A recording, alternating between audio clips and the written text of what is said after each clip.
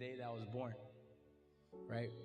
You have to imagine that I'm the youngest son, and on my father's side, me and my older brother are the only two kids. So my aunt, my uncle, my grandparents, of course, mother and father are there. Everybody is there and so excited, right? Baby boy Blake is being born, right?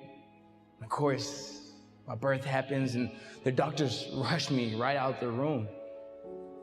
And they have to come back and have that conversation with my mother and my father. Mr. and Mrs. Leeper, you know, I'm sorry, but Blake was born missing both of his legs. You know, Mr. Leeper, I know you love sports and you have a healthy older son, but the chances of Blake even walking, running, are very limited. And when my parents tell me this story, right, because such a joyous day, right, such a happy day, and just like that, it's taken away. I ask him, what'd you do?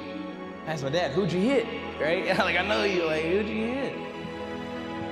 And they looked at me with the most serious face I've ever seen in my life. And he said, you know what, Blake? From day one, all the doctors were scrambling and kind of scared. The nurses was nervous. They seen a baby boy missing his legs. They said, but you know, when we seen him, we didn't even care about the legs. We seen the beauty inside of him. And we decided two things. The first thing, we're gonna keep a positive attitude towards the whole situation, right? And the second thing, we're gonna stick together through this whole thing, whether it's the good, the bad, or the ugly. And the beauty of having a positive attitude towards the whole situation can transcend for such a long time. It's like looking at the glass half full instead of half empty. Life is 10% of what you're dealt with and 90% on how you deal with it. I want you guys to think about that. 10%. What is that 10? My 10 is who I am as a person. I am missing both of my legs. I cannot do nothing about that at all. That's me. Me, legless Blake, right? That's me.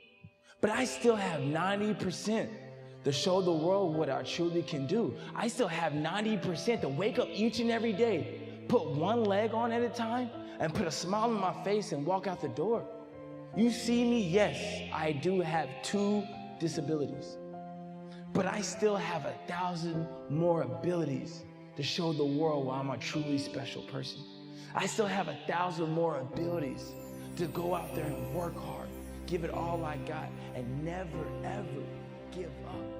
And I'm a true believer that everything that we go through in life is for a reason, right? And the characteristics that you learn in a past, present, or future obstacle are going to be the same characteristics when you go through that past, present, and future obstacle. It just prepares you for that next mission. So I'm also a true believer that everything that we go through in our lives, whether it's big or whether it's small, whether it's big or whether it's small, you should give it 120%. You should always give it everything that you got, because you never know what missions will come. But when you flip it and you actually study for it, you actually dedicate your life to it, you actually practice and practice and practice so you know you want to do good. When you get to the competition, that's letting your body know, like, hey guys, we got to do good on this. Get them BGs, we got to do good on this, guys, come on, right? He said, but what we do wrong is when we get this nervous energy, we think of all the negative things that we do. And start manifesting positive things in your mind. So you think, I can do this, I can do this, I can do this. So when at the end of the time, by the time you're in the blocks, or you're in your competition or your test, you've already believed that you're going to get an A. You already believe that you're going to get a gold medal because you manifested it in your mind. So right before the gun goes off, start thinking about a couple things, right? First, start thinking about all the people who used to make fun of me, right? He used to laugh, he used to point, haha, Blake has no legs, right? All the times that I got cut from the basketball team, baseball team, just because they would never give me a chance. All the times that kids, do we have to pick Blake, right? All the times that I never understood why I was the only one missing legs, right? All those hardship times. Then I started thinking about all the people who believed in me way before I believed in myself. I started thinking about my mother and my father, every person in my life that told me to get back up and keep pushing, and this is only the beginning. I started thinking about all those people that were so important in my life. Then, the last thing, I feel like it's one of the most important things, I started thinking about everything that I did up to this moment, right? I started thinking about all the extra lifts, all those extra sessions. I thought about all the graduations, funerals, weddings, everything that I missed dedicating my life to this moment. Then it dawned on me, it hit, clicked for me. I want this, I need this, I deserve this.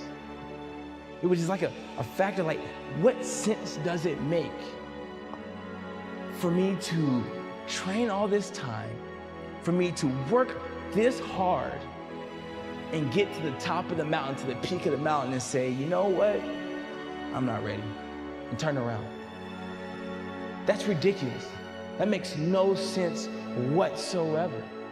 I done put the time and the effort. I dedicated my life to this. I should go get the gold medal. Because I want it, I need it, I deserve it. That's the same mindset you guys should have. For the students especially. Think about all the time and effort and extra study hours and extra classes, everything in your sport, all those extra practices that you dedicated your lifetime and soul to. Why get to the peak of the mountain, top of the mountain, invest all that time, effort, and money and give up now? Why say, I'm not good enough? You are good enough.